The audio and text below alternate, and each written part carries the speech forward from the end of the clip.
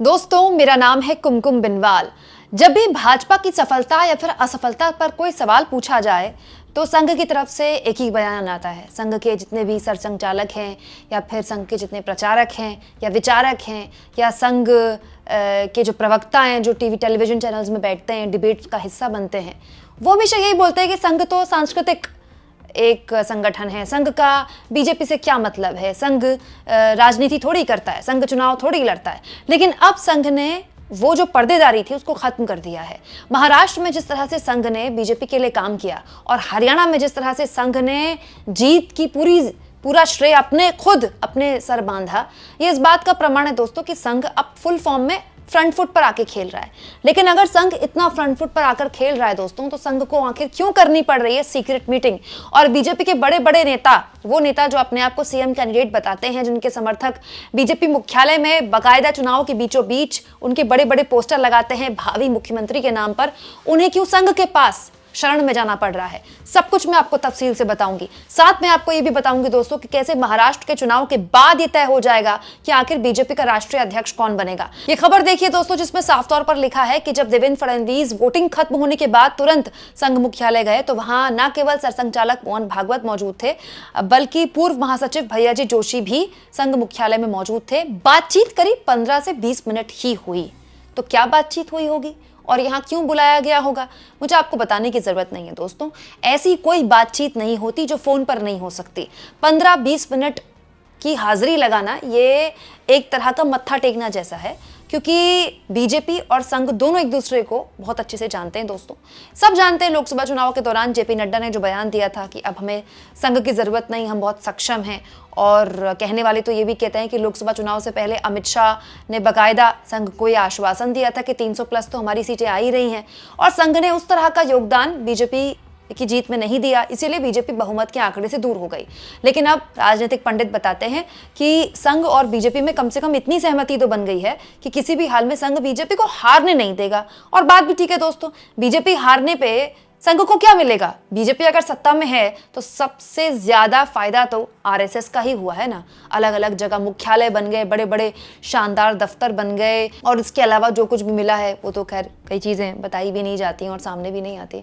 लेकिन कुल जमा बात यह है दोस्तों कि हरियाणा में जिस तरह से बीजेपी ने वक्त से पहले ही हार मान ली थी, बीजेपी के प्रवक्ता भी कह रहे थे हम तो 15 से स्टार्ट कर रहे हैं, 15 या 16 सीटें या 20 सीटों से ऊपर तो हम मान के भी नहीं चल रहे हैं। संघ ने अपने आप को झोंका और कांग्रेस की गलतियों का फायदा बाय डिफॉल्ट बीजेपी को मिल गया और बीजेपी ने सरकार बना ली।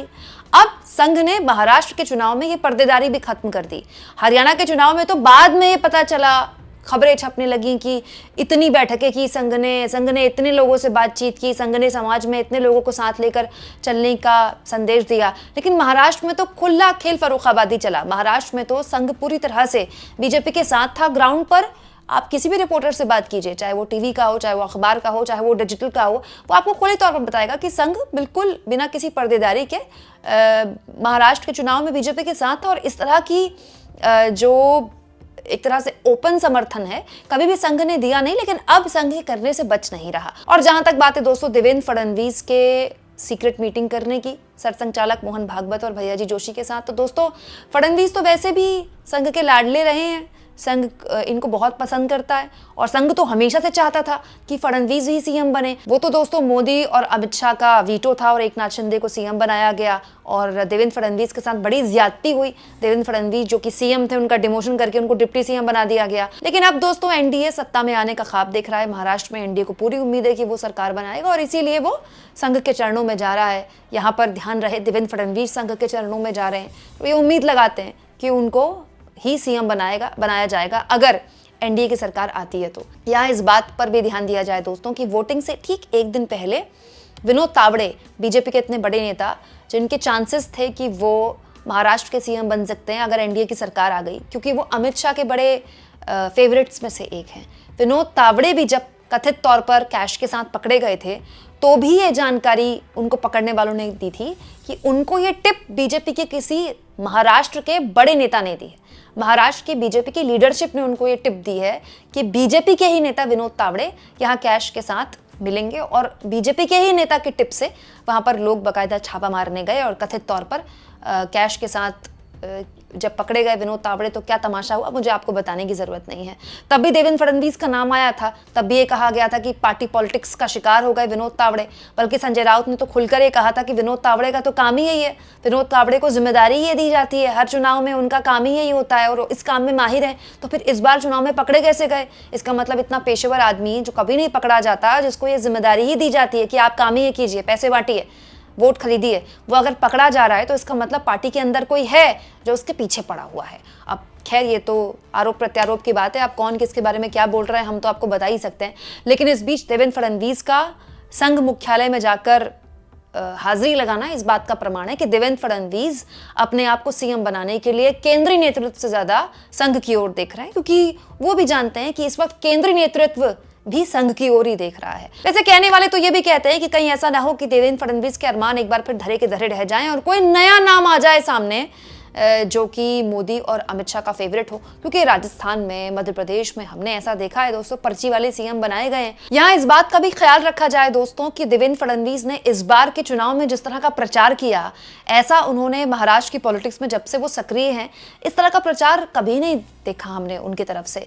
देवेंद्र फडणवीस ने वोट जिहाद जैसे नारों का इतना इस्तेमाल किया जितना जो कट्टर हिंदुत्व वाले जो नेता हैं वो भी इतना नहीं करते हैं। खुलेआम वोट जिहाद जैसे नारों का उन्होंने इस्तेमाल किया, बटेंगे तो कटेंगे जैसे नारों का उन्होंने खूब इस्तेमाल किया। यहाँ तक कि देवेंद्र फडणवीस ने अपने सहयोगी अजीत पवार को आंख तक दिखा दिए कहते हुए कि उन्हें अभी समझ नहीं है। याद होगा आपको, अजित पवार ने जब बटेंगे तो कटेंगे वाले नारे से अपने आप को दूर किया था, ये कहते हुए कि महाराष्ट्र में इस तरह के नारे नहीं चलते, ये बाहर के लोग यहाँ आकर इस तरह के नारे ना दें, ये फूले और शिवाजी महाराज की धरती है। तब देवेंद्र फडणवीस सामने आए थे, मैंने भी आपको एक खबर दिखाई थी दोस्तों। इस इंटरव्यू में देवेंद्र फडणवीस ने बताया था कि अजित पवार जैसे लोगों के दिमाग में अभी स्यूडो सेक्युलरिज्म छाया हुआ है और अभी वो उसी तरह की विचारधारा से हैं, शरद पवार वाली विचारधारा में। अभी उनको यहाँ आने में वक्त लगेगा, आप चिंता मत कीजिए, हम उनको समझा देंगे। मतलब देवेंद्र फडणवीस ये कह रहे थे कि अजित पवार नासमझ हैं। इसके अलावा पंकजा मुंडे और अशोक चौहान जो कि बीजेपी के ही नेता हैं, उन्होंने भी इस बयान से इत्तेफाक नहीं रखा था, उसको भी बड़ी स्ट्रांगली डिफेंड किया था देवेंद्र फडणवीस ने। यहाँ इस बात पर भी गौर किया जाए कि योगी आदित्यनाथ ने जब ये बयान दिया था तो संघ का इसका खुला समर्थन था। संघ ने शब्द ये नहीं बोले, लेकिन संघ इस बयान से बहुत खुश था। अखिलेश यादव तो कहते भी हैं कि बटेंगे तो कटेंगे का जो नारा है वो लैब में तैयार किया गया सोच समझकर, और वो बुलवाया ही योगी आदित्यनाथ से गया क्योंकि वो इस तरह की उनकी छवि है, वो इस तरह के बयान देने में माहिर हैं। और इस तरह के बयान को महाराष्ट्र में खूब आगे बढ़ाया देवेंद्र फडणवीस ने, वो विचारधारा जो संघ को पसंद आती है। तो अपनी तरफ से देवेंद्र फडणवीस ने कोई कोर कसर संघ के ब्लू आइड बॉय बने रहने के लिए छोड़ी नहीं है, और वो रहे भी हमेशा से संघ के फेवरेट। आपको क्या लगता है, क्या इस बार अगर एनडीए की सरकार आई तो देवेंद्र फडणवीस सीएम बन सकते हैं दोस्तों? कमेंट बॉक्स में जरूर लिखें, और जितना हो सके चैनल को शेयर करें, सब्सक्राइब करें, और थैंक्स और ज्वाइन के ऑप्शन से अगर आप चाहें तो कुछ आर्थिक मदद भी चैनल की जरूर करें।